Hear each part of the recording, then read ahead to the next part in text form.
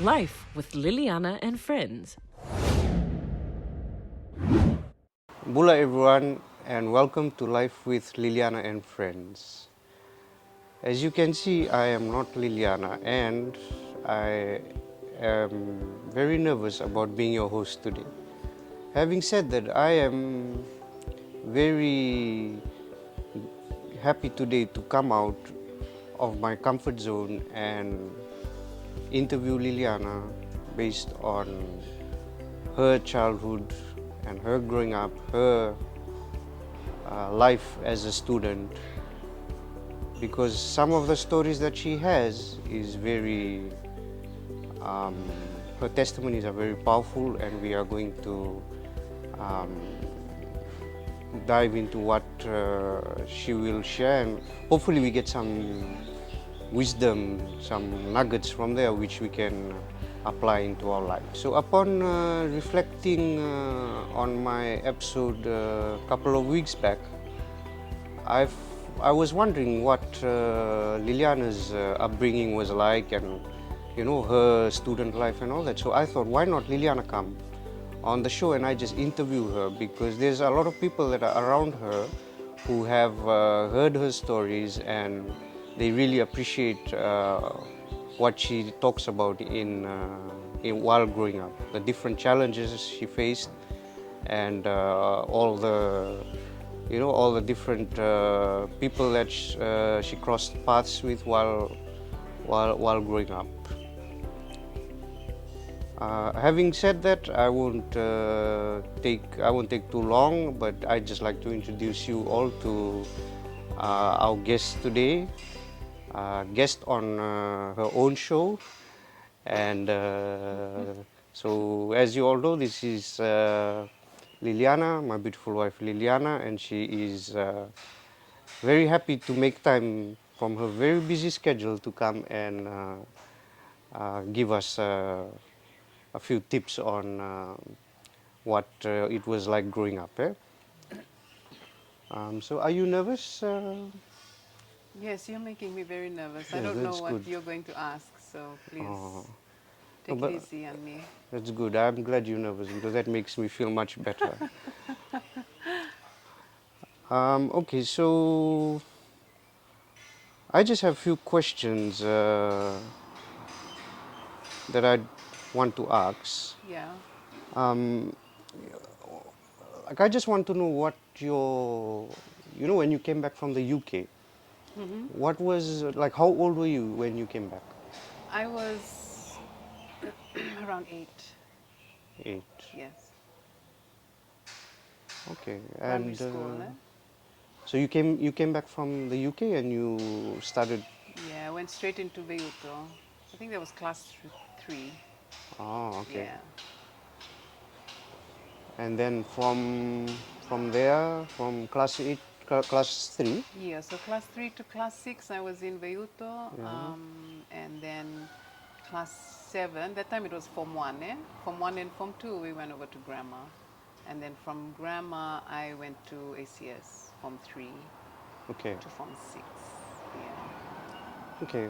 How did you find, coming from the UK and then trying to fit into the Fiji education curriculum? Did you find it a big challenge or? Um, I think the biggest challenge for me was the adjusting to, like, socially. Oh, One thing I can remember about school was it was really boring for me. The curriculum, of course, in overseas is quite different. There's a lot of extracurricular things also that I was doing, like ballet. Remember, I was like the chubby Fijian ballerina with all of those Minji children. But also the way things were done was not fun. I remember school to be fun. So on top of the change in curriculum, really it was more socially trying to adjust. But yes, very, very different to the very UK. different. Yeah. Some of the challenges that you faced trying to fit in into Vieto? Yeah, well, I think in my earlier interview with Margaret, she introduced the word displacement. Right. And really that's how I felt. So it's like I don't feel like I'm Fijian, but I am Fijian. So I got teased a lot. I remember getting teased for my accent because I came with a British accent. I remember Ropate and Tui being really cheeky and just naughty and crying a lot. So I was trying to find out who are my friends and yeah, so really just finding friends, finding my place was really the biggest challenge for me because everyone had come up from really kindy class 1, class 2, and so they all had their little issues. And you know, sometimes little kids can be a bit mean. Yeah. Yeah, so that was really the biggest challenge. Oh, okay. And the times table I used to hate too. You Oh, know, 1, 2, so 2, 2, 2. Yeah, that one I used to hate. That was different. wow. Reciting. Okay. Do you remember your first exam, like the national exam you set after coming back? National exam. My first one was Fiji Junior. I Oh, didn't sit. you didn't sit FUI? No, we didn't have any in class A, 6. Yeah, that's intermediate. We didn't have class 6. We didn't have 8th year in grammar in Vegeto. So the Oh, first one was Fiji Junior. okay. How well did you do in your Fiji Junior? Yeah, I did quite well. I had an A grade in Fiji Junior. Oh, wow. I beat you because you said you had B grade, Yeah. even though your brain is bigger than mine. Book smart, eh? Okay, good. It's like an interrogation here. You interviewing me for a job. How about Form 6? From 6, I didn't do too bad. I thought I could have done better, but I got a mark around. I was a science student. I took pure science, science. like the physics, chemistry, and all of that, because I thought I was going to be a doctor. Oh, Yes, but I got a decent, just under 300. wow. Yeah. Were your parents proud of your mark? Yes, my parents were really proud of me. That was a huge thing, and also because I'm the eldest, so Right. I was yeah, it was a good experience, yeah, and also a good thing for my brothers to see. Okay. I don't think my brothers beat my mark, just for the record. I'm smarter than my brothers. Okay, so that was Form 6. Um, did you go to Form 7? I actually went to Yatsen for a little while, for a couple of weeks. Oh, So I had applied for foundation. I was really keen to come out of ACS. You know, and you've been boarding for this from 3, from 4, for 4 years of boarding. It's just like you're ready to come out. So my mom had also put in an application for Yatsen. So Yatsen acceptance came through first, and after 2 weeks in Yatsen, then the foundation came through. So then I moved to foundation, which is in USP, yeah? Foundation Science. oh, interesting. Yeah. You had no intentions of doing Form 7 in ACS again? No, well, the teachers had kind of spoken to my mom to see whether I'd come back, but I was just over it. In hindsight, I wish I had gone back. Yeah, Yeah, I that's what I really would wish have I had been. gone back. It's very interesting because I'm just thinking like you got quite a good mark in your Form 6. That would most probably have put you in that set of being probably in leadership like for the school.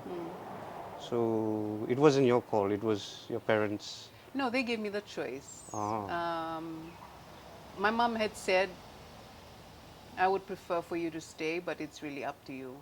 And 4 years of money, it's long. Like the thought of going back and all those early mornings and the weeding and the food was just like, I want to get out of here. Yeah. interesting. Okay, so you mentioned that you wanted to be a doctor. Yes, sir. When did that dream start? I think it might have been when early in primary school. I don't know what brought it about, but um, my two uncles, my two dad's older brothers, were both doctors. My dad did a lot in the medical space when he was in the British Army. And I don't know, I had just an interest in those yucky things like blood and, you know, like organs and looking at all that stuff when I was young. So I just thought I'd be a doctor, specifically a pediatrician, so a kid's doctor. I only had one plan. I had no plan B. That was my plan. Amazing. Yeah. Although I'm not a doctor today. So, okay, so foundation, from Form 6 you went Yes. into foundation. Foundation. What all did you take in, how did foundation work back then? Is it like same as Form 7? It's Or the same as Form same as Form 7. 7? Same subjects. So I just carried on with the maths, English, physics, Oh, chemistry, and biology. okay, Because that's what's required for medicine. right. Yeah, same subjects. Same subjects, yeah? So you're then in foundation, did you manage to get a good pass? And then, No, I passed nothing. wow, I failed like from my first semester, and I had to do another year of it after. But I really lost my way in foundation. wow. Would you be able to, in hindsight, yeah, would you be Yeah. able to identify what went wrong, like from that Form 6 going into foundation? Can you put your finger on what would have contributed to? Yeah, I think there was a number of things. Like one, the biggest thing for me was the home environment, because it was at a time when my parents were going through a really difficult time. They were on their way to getting divorced, so there was a lot of fights in the home, and that really threw me off. And so I found it just difficult to concentrate, um, because I was always thinking about what was happening. But then also while I was in foundation, I got introduced to alcohol for the first time. And of course, there's boys because ACS we don't have boys. Yeah, So yeah. that seemed like way more fun than studying. So there was a lot of drinking, there was a lot of hang out with the wrong people. And that, like, my schoolwork just became secondary. And I didn't actually, also the way the assessments worked, you couldn't just cram at the end. Yes, And yes, so if you don't make the first few assessments, then you like fail the whole semester. right, So all of those combined together, right, I just got to a point where I realized, oh my goodness, I don't have any way of recovering this. I might as well continue having fun. right. Yeah, that's what happened. You raised a very interesting point in terms of, how our education system, our education curriculum in probably the later forms, yeah, from 5, 6, and 7, how it just, I think we touched a bit about this in where I shared, Yeah, um, just about the cramming, yeah? And yeah, then when you come out of cramming from Form 5, 6, and 7, and then you go to uni, that cramming does not work as well. yeah. So, You know, cramming is from the devil. Aid learning, yeah, like when you come out of school, you also realize that you can't make your way through life by cramming. There's a really important skill of critical thinking, of having that kind of thought process, and that's not what the education system nurtures. But more importantly, the education system is like ancient, and then you jump into university and it's something totally different. yeah, So the adjusting is not easy. It might be easy for some people, like when I spoke to Margaret in my interview, yeah, she liked that way of doing things, and she responded well to it. For me, I didn't. So we'll have children of all different types, yeah? right, But if you remember Melania, who yeah, went to international, yeah, in those senior years, they pretty much aligned their assessments and to, yeah, to the way it's unis, done in uni. You know, they're yes, doing research, they're writing 3,000 word essays, right, and all that sort of thing. So I believe our education system doesn't just need revamping, it needs a transformation, because yeah, I even from agree. my time, now even more so Even more because so, of yeah, technology. Yeah. yes, Yeah, so cramming is evil. wow.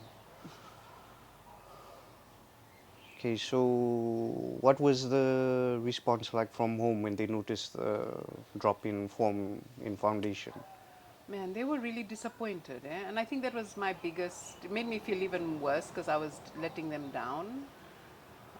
But at the same time, they were very caught up in what they were going through. Yeah. I was really good at hiding what was going on. I was really good at climbing out the window too, and everybody went to sleep to go to O'Reilly's. Um, so I think, yeah, primarily just disappointment from home because they knew that wasn't, I was capable of doing so much more.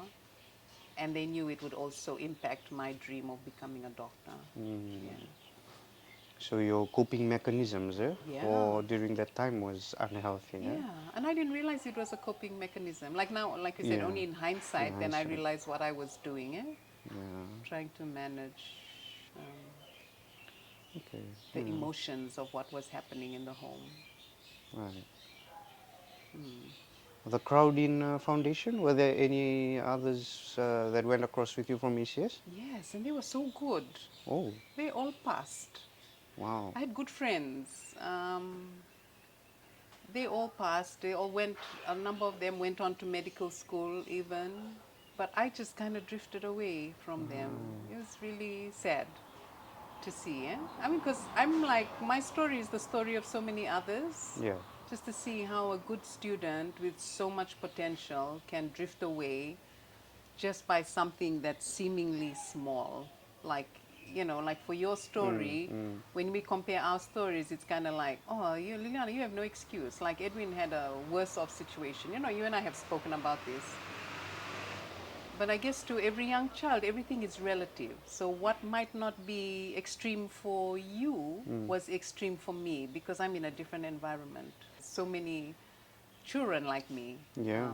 And I'm really blessed that I got to go back to school much later. But imagine if I didn't.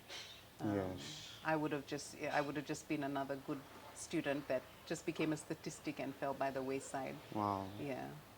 And at that time, there wasn't even help like counseling as available as it is now. So it Right. didn't even occur to me to get help.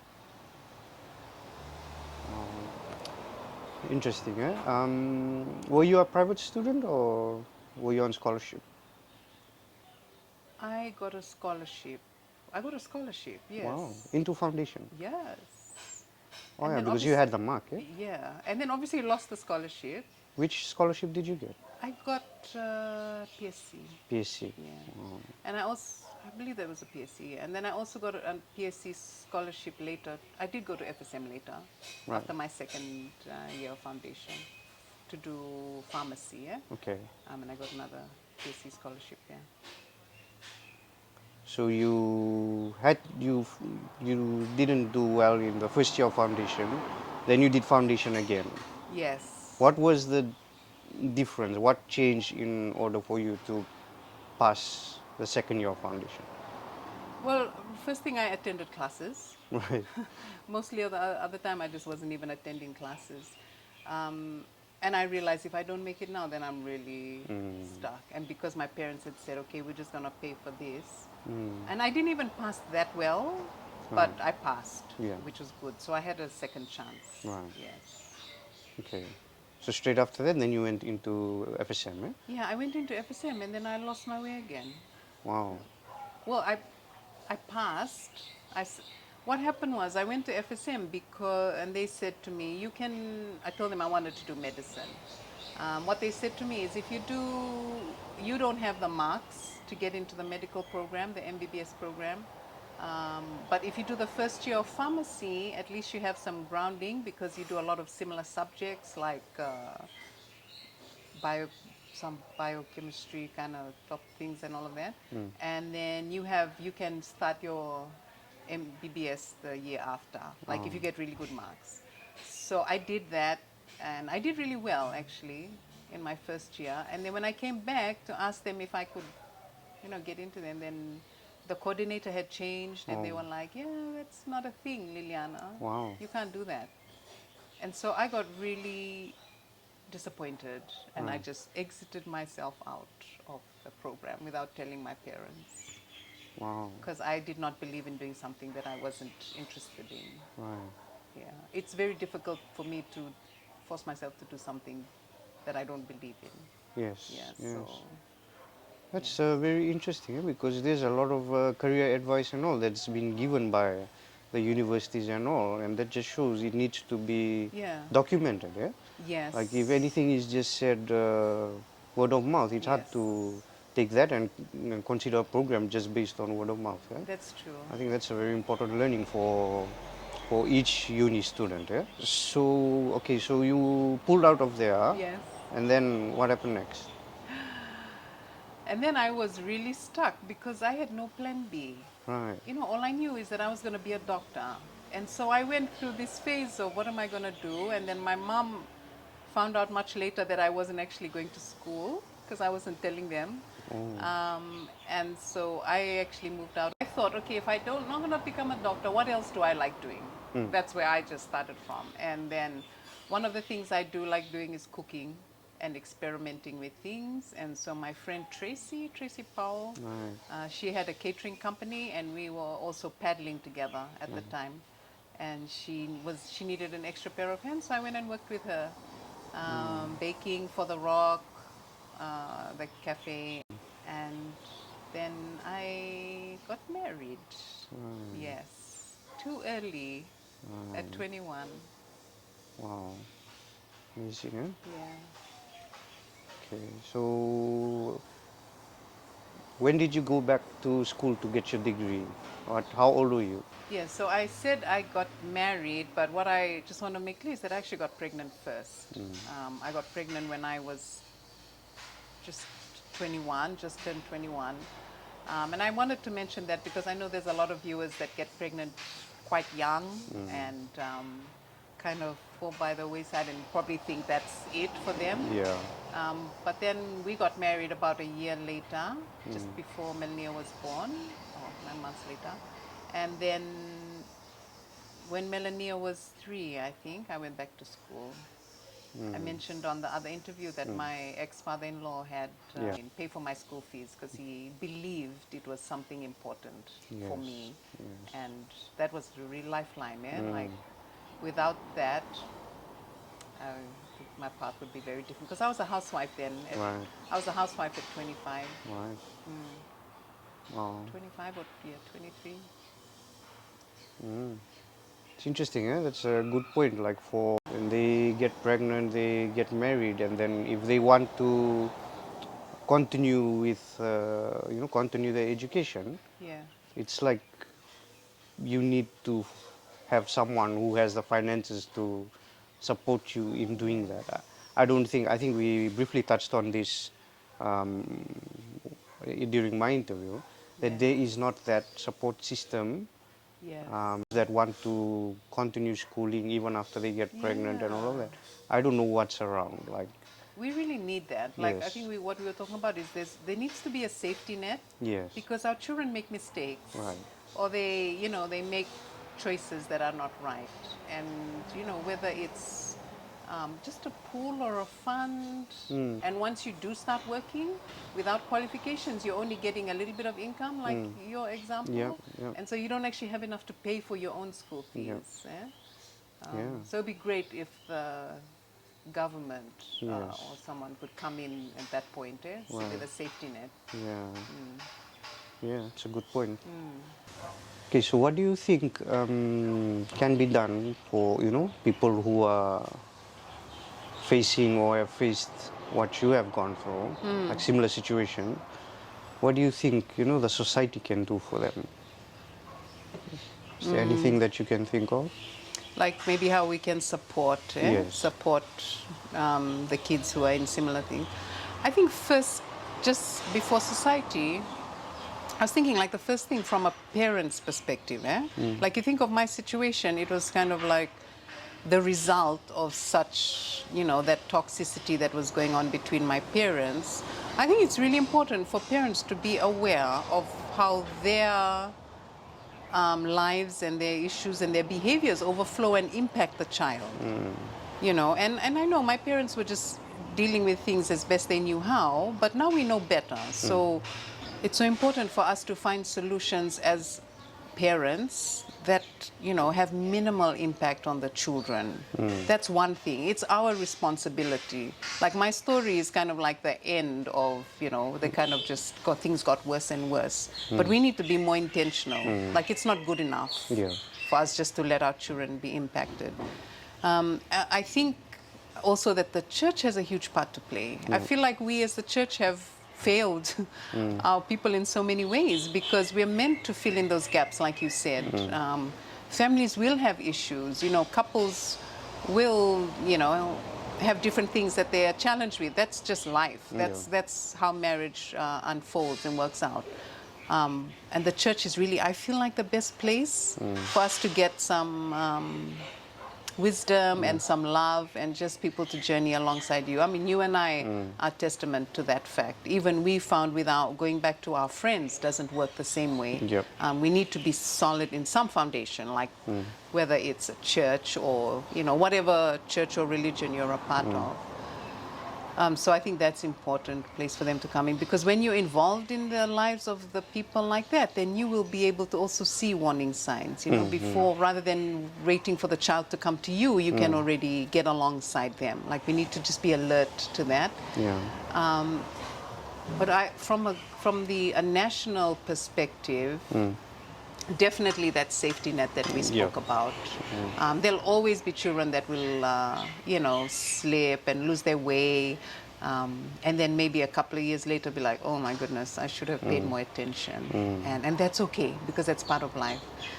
So that's one. But then it's really, really important that we seriously look at our education system. Yeah. It's become not only irrelevant in the content of things that are being learned and the textbooks and the stories and all that sort of thing, but also the way in which we are teaching our children. Yeah. And the way in which we are teaching them, especially to problem solve, to deal with life. Like we've talked about this no repeat policy, right?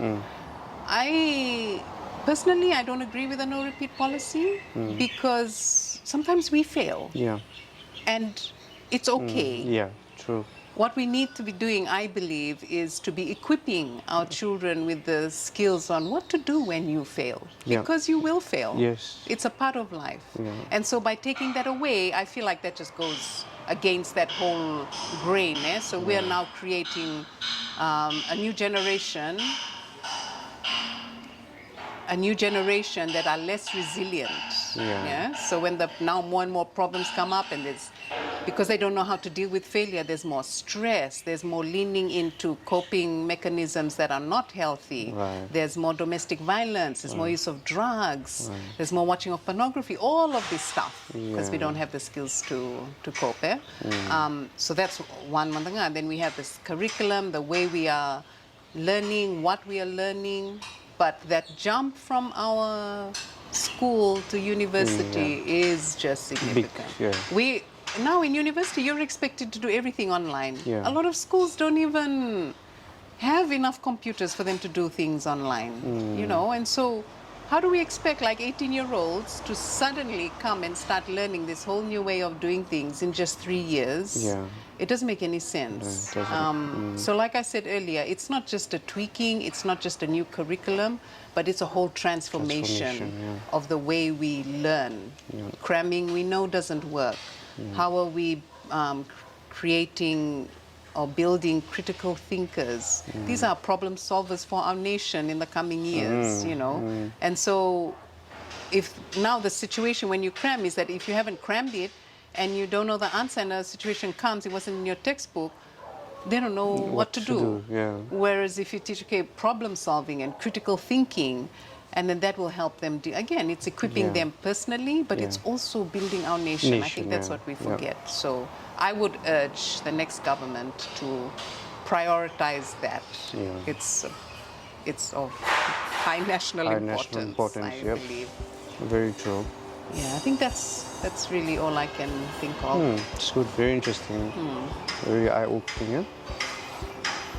Okay, I think I've asked you enough questions. I think so. How do you feel? Yeah, I think there's a lot of wisdom in everything that you've responded to, and I know there'll be a lot of learnings for a lot of the viewers. So people will be able to relate with you, and I hope it helps somebody. Yes, and they'll message you if they have further questions. But thank you for your time, and you did really well. Make me very proud. Thank you, my darling. And I know the kids will be very proud of you too for sharing. And I'm just happy that it will be able to help and build other students or other parents that are out there. Yes. You're going to host again next week? I know I'm not hosting again. This is probably once in a 10-year kind of thing. But yeah, I'd like to thank all the viewers that are tuning in and watching. We appreciate all the comments and all the feedback that we are getting. There's a huge following that we have, especially after the volleyball also. There's, you know, lots of comments and everything that is going on. And we just totally love all the support and the following that we have. Yeah. So we'll catch you again next week, and everybody be blessed. Nak. Pinaka. Life with Liliana and Friends.